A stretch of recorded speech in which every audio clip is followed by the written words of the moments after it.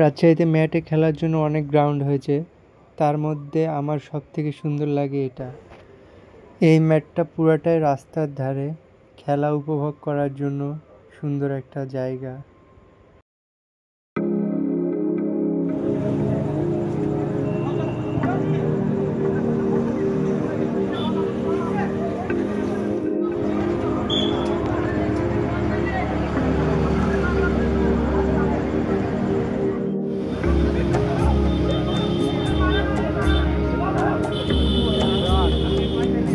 এরা খেলাই জানে না, বুঝলেন কি?